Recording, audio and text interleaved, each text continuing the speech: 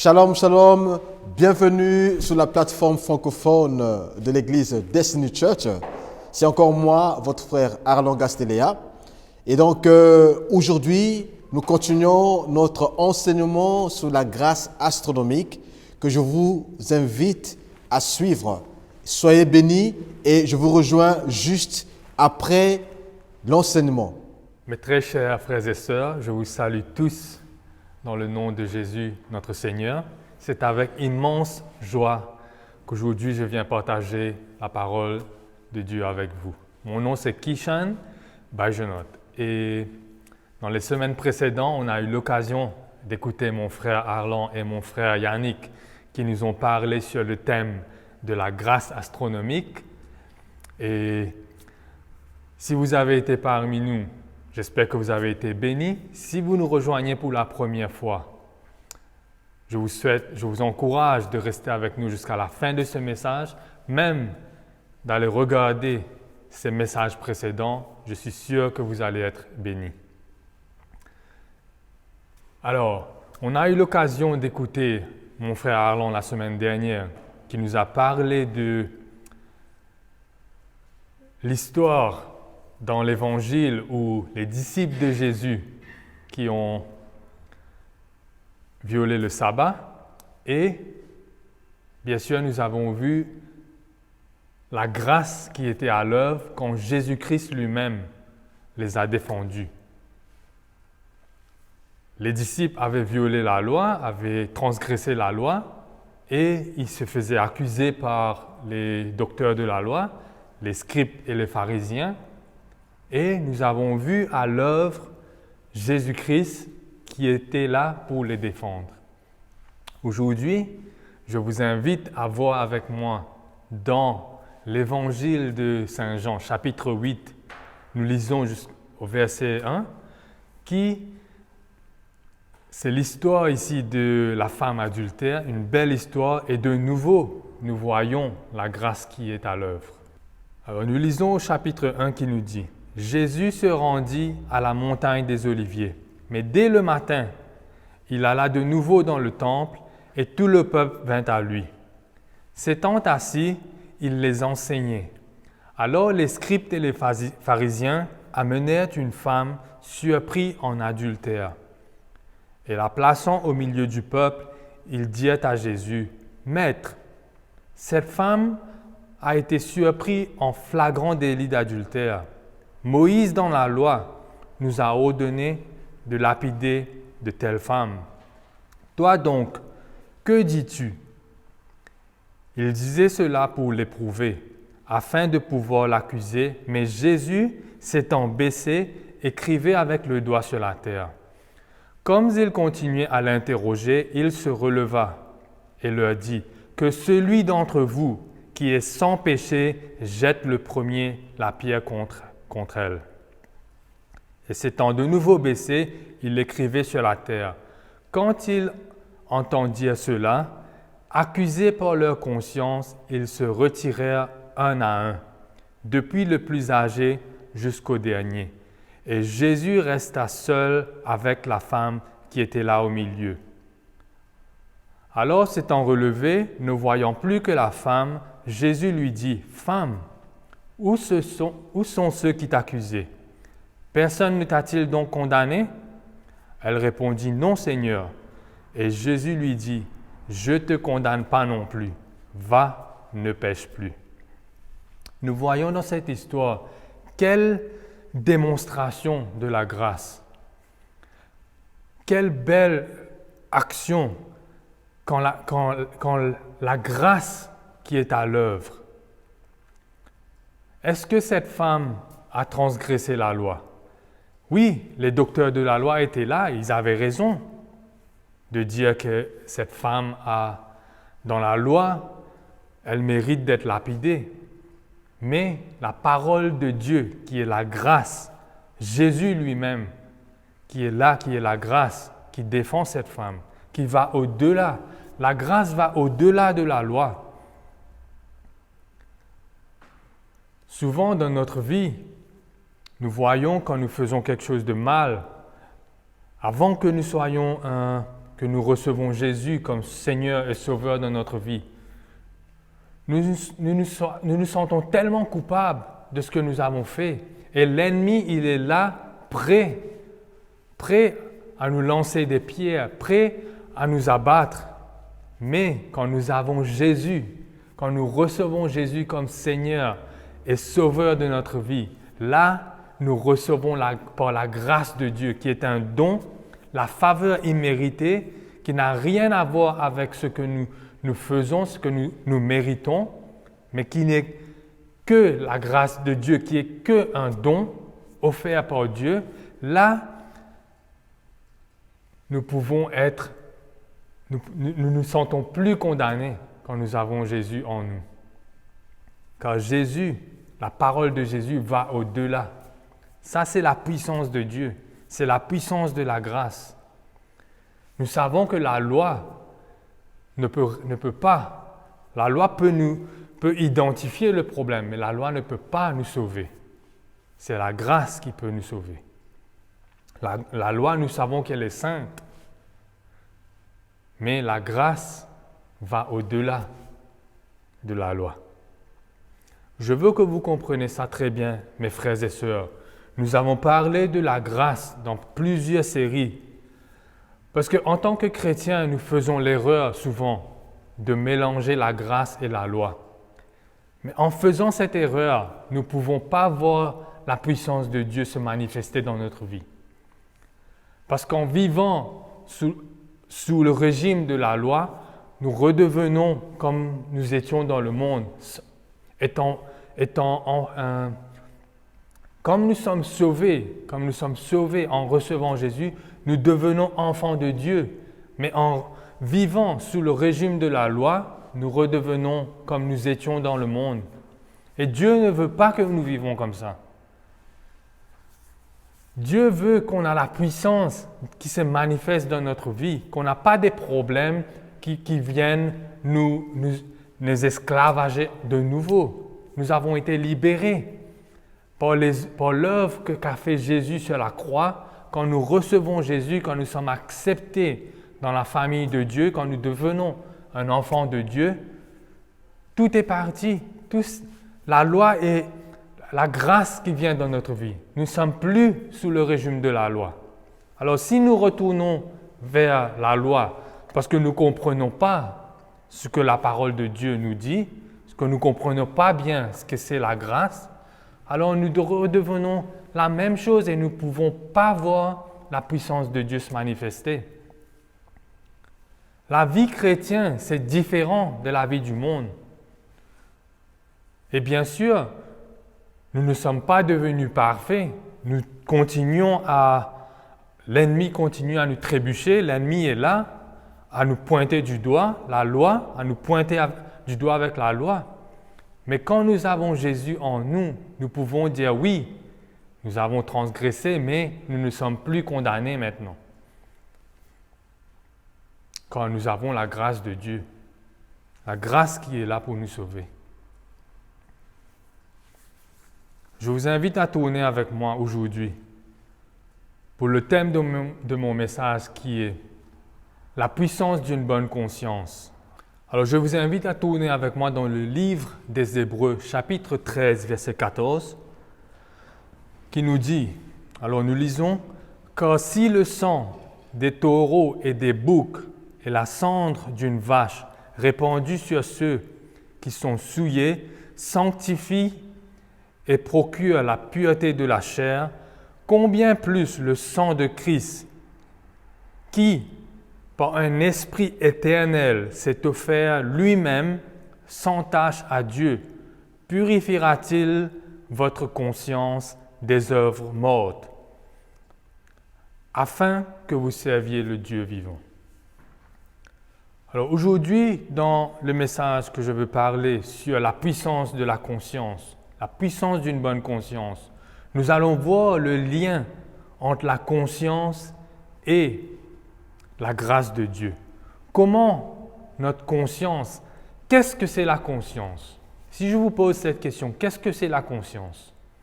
Alors le dictionnaire décrit la conscience ainsi.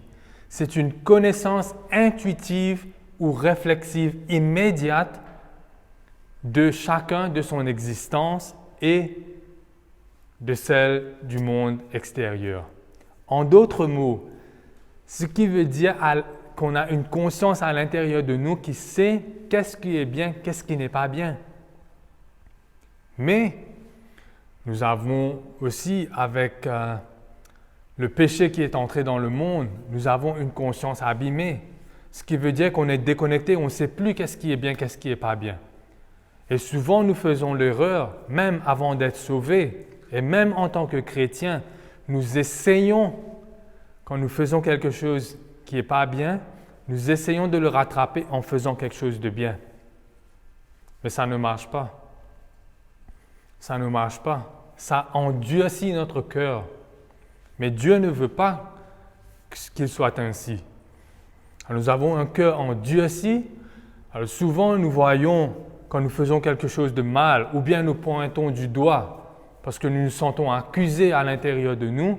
Alors, nous pointons du doigt à quelqu'un qui fait plus de mal, ou bien nous essayons de nous rattraper, nous essayons par nos œuvres de nous rattraper. Mais dans ce passage, nous voyons qui nous parle comment notre conscience sera purifiée par l'œuvre qu'a fait Jésus sur la croix, par le sang qui a été versé sur la croix, qui va être purifié de ses œuvres mortes. En d'autres mots, la grâce de Dieu, quand nous le recevons par l'œuvre qu'a fait Jésus sur la croix, quand nous recevons ça, les œuvres que nous faisons ne soient plus comptées. Aux yeux de Dieu, tout ce que nous faisons ne soit plus compté. Ce qui veut dire, c'est la grâce qui va au-delà de nos actes. La grâce de ce qu'a fait Jésus, ça nous couvre de nos actes. Nous pouvons essayer de tout. Je suis sûr que vous avez essayé dans votre vie et que vous avez vu que ça ne fonctionne pas. Alors mes frères et sœurs, je veux que vous compreniez l'immensité du sacrifice qu'a fait Jésus sur la croix pour nous. Ça nous justifie parce qu'on ne peut pas se justifier par nous-mêmes. Il n'y a aucune action qu'on peut faire pour se justifier de nos actes. Alors le sang de Jésus qui a été versé sur la croix pour nous, pour les œuvres, pour tout ce que nous avons fait, pour le péché du monde, à partir du moment qu'on reçoit Jésus, la grâce de Dieu nous vient. C'est la grâce qui opère dans notre vie.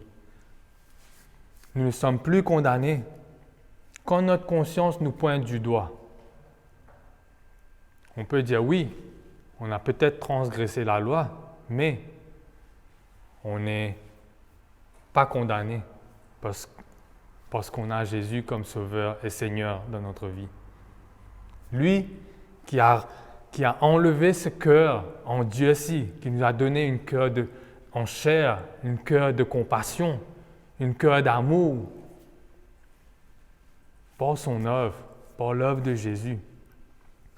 Nous avons vu dans ce passage de l'Écriture que auparavant, quand quelqu'un transgressait la loi, qu'il devait aller voir les sacrificateurs, les prêtres, pour faire des sacrifices, pour sacrifier des animaux, pour se justifier, pour se sanctifier. Mais à chaque fois que cette personne commettait un acte, il fallait de nouveau aller voir ces sacrificateurs, de nouveau commettre des sacrifices pour purifier, et de nouveau cette personne pouvait recommettre ses actes, repécher, retomber dans le péché. Alors mes frères et sœurs, laissez-moi vous dire, la bonne nouvelle c'est ça, c'est qu'avec le sacrifice de Jésus sur la croix, nous sommes justifiés une fois pour tous nos actes. Nous lisons dans le livre des Hébreux, chapitre 10, verset 12, qui nous dit « Lui, après avoir offert un seul sacrifice pour les péchés, s'est assis pour toujours à la droite de Dieu. » Il s'est assis pour toujours. Ce qui veut dire, ce seul sacrifice, non seulement ça couvre nos péchés qui ont été commis dans le passé, mais même nos péchés qui n'ont pas encore été commis. Comme je vous ai dit, en tant que chrétiens, ça ne veut pas dire que nous sommes devenus parfaits.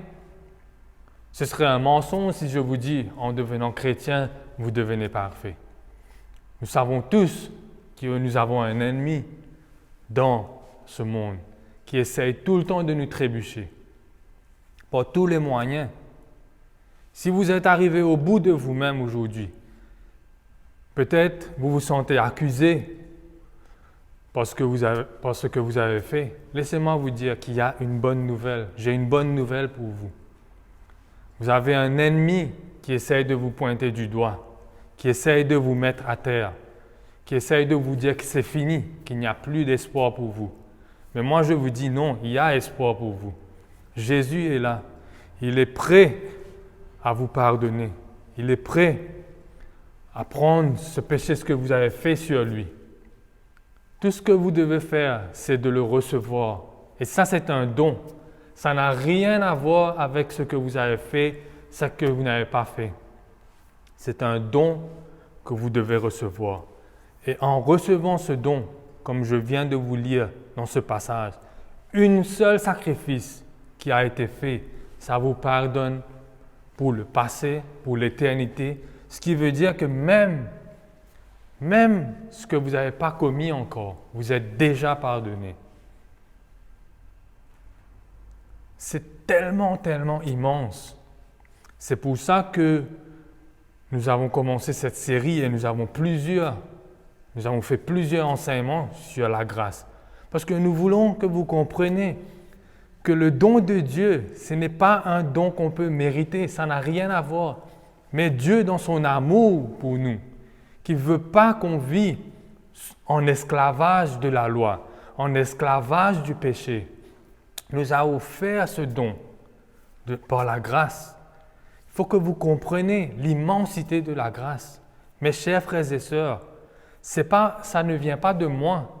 Ce n'est pas les paroles que je vous dis juste comme ça. C'est les paroles qui sont dans la Bible. C'est la parole de Dieu, la parole qui est vivante.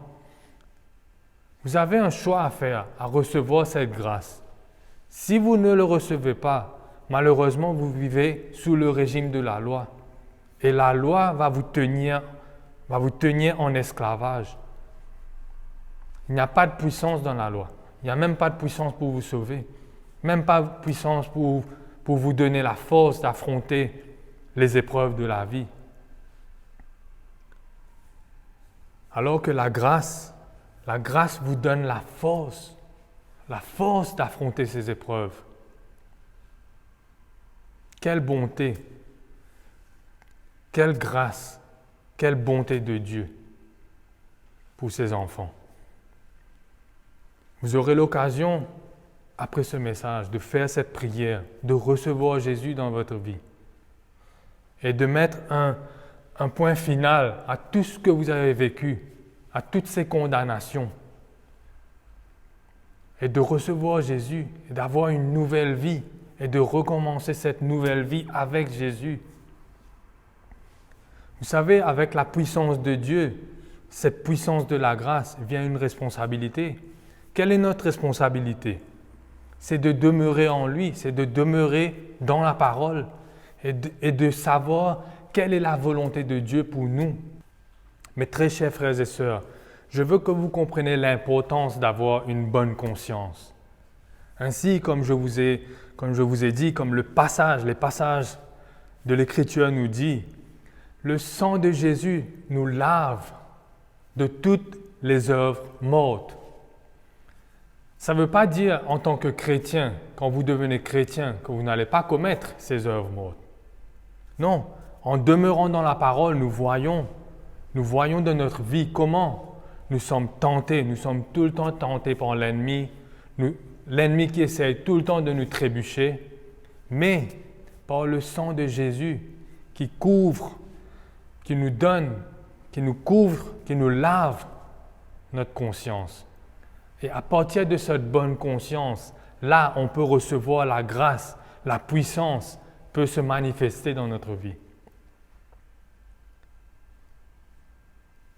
Mais sinon, si on a déjà une conscience qui nous condamne, là, ça nous tire vers le bas. Et puis, par nos œuvres, c'est que la mort. C'est ce que nous dit l'Écriture.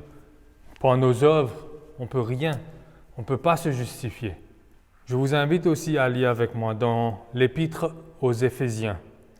Paul nous dit, « Il nous a ressuscités ensemble et nous a fait asseoir ensemble dans les lieux célestes en Jésus-Christ. » Avec la mort de Jésus sur la croix et sa résurrection, quand nous recevons Jésus dans notre vie, non seulement nous sommes justifiés, nous sommes pardonnés, mais nous sommes assis dans les lieux célestes en Jésus. Ce qui veut dire les lois de ce monde ne nous affectent plus. Nous ne sommes plus esclaves de la loi de ce monde. Mais nous avons la puissance de Dieu, la puissance de la grâce qui vient se manifester. C'est pour ça que la Bible nous dit, nous sommes la lumière dans le ténèbre. Dans un monde où il y a tellement de choses qui se passent en ce moment, nous voyons comment les ténèbres essayent, la peur qui envahisse la vie des gens. Mais nous sommes assis dans les lieux célestes. Nous ne sommes plus affectés par ces choses du monde. Mais nous avons besoin de la grâce. Nous avons besoin de comprendre comment l'efficacité de la grâce dans notre vie nous aide à affronter ces épreuves, à être cette lumière, ce que la Bible nous parle. Sans la grâce, par nos œuvres, nous ne pouvons pas. Nous allons nous épuiser. Notre force va s'épuiser à un moment donné. Parce que nous ne savons pas qu'est-ce qui va se passer demain, qu'est-ce qui va se passer. Mais par la grâce de Dieu, par la puissance du Saint-Esprit, qui nous guide, qui nous donne tout ce que nous avons besoin pour affronter ces épreuves de la vie. Ça, c'est la vie chrétienne. Nous devons vivre une vie différente du monde. Quand le monde nous voit, la façon dont nous vivons notre vie, ils doivent être attirés par cette lumière, ils doivent être attirés par cette grâce. Mes chers frères et sœurs, je ne sais pas qu'est-ce que vous êtes en train de vivre dans votre vie en ce moment. Je suis sûr que vous affrontez des obstacles tous les jours de votre vie. Mais laissez-moi vous dire, l'ennemi est là pour vous dire que tout est fini, qu'il n'y a plus d'espoir. Mais moi, je vous dis qu'il y a l'espoir. Et le seul espoir qu'il y a, c'est en Jésus. Si vous mettez votre espoir en Jésus, vous recevez Jésus-Christ comme votre Sauveur et Seigneur. Là, vous avez tout ce qu'il faut pour affronter tous les obstacles de la vie. Parce qu'il vient vivre en vous. Vous ne serez plus jamais toute seule. Et vous allez voir la puissance de Dieu qui va se manifester dans votre vie. Vous savez, la vie chrétienne, ce n'est pas qu'un titre. C'est une vie, c'est la puissance qu'on expérience dans notre vie. Peut-être vous êtes un chrétien et vous ne voyez pas, vous n'avez pas encore expériencé cette vie. Mais laissez-moi vous dire, Dieu, c'est ce que Dieu veut pour vous. Par la foi, il veut que vous expériencez cette grâce. Ce n'est pas quelque chose qu'on doit juste savoir, mais il faut qu'on l'expérience dans notre vie. Il faut voir l'expérience, il faut voir la puissance de Dieu se manifester. Il faut voir des guérisons, il faut voir comment la puissance agit dans notre vie. C'est ce que Dieu est. C'est la puissance de Dieu. Et il veut que nous expériencions tout ça. Je vous invite, mes frères et sœurs, si vous n'avez pas encore reçu Jésus comme Seigneur et Sauveur, à ne plus attendre. C'est le moment, maintenant c'est le moment. Faites ce choix. C'est tout simple, vous avez une prière à faire, une prière de repentance. Peut-être vous êtes arrivé au bout et vous ne savez plus quoi faire. Eh bien voilà, ça c'est la solution pour vous. Là c'est la réponse. Peut-être votre cœur continue de crier de chercher pour un secours. Mais c'est Dieu, par son Fils qui a envoyé dans le monde pour vous, qui est la réponse. Alors je vous invite à faire cette prière avec moi. Avec votre cœur, vous demandez à Dieu, Seigneur Jésus, je te remercie que tu es venu dans ce monde. Je reconnais que je suis pécheur et que je ne peux plus me sauver. Je ne peux plus rien faire par mes œuvres. Alors, par la foi, je mets en toi. Je t'accepte comme Seigneur et Sauveur de ma vie. Je reçois le pardon pour mes péchés. Lave mes péchés, lave-moi et donne-moi un nouveau cœur. À partir de maintenant, je te reçois comme Sauveur et Seigneur de ma vie. À partir de maintenant, je veux te suivre. Je vais demeurer dans la parole. Je veux te connaître encore plus. Et merci pour prendre tout ce fardeau sur toi. Tout ce fardeau que j'ai, je mets sur toi. Et je recommence une vie de nouveau. Je te remercie, Seigneur Tout-Puissant. Amen. Si vous avez fait cette prière, faites-le nous savoir. Si vous avez besoin de quelqu'un pour prier avec vous, pour faire cette marche chrétienne, faites-le nous savoir.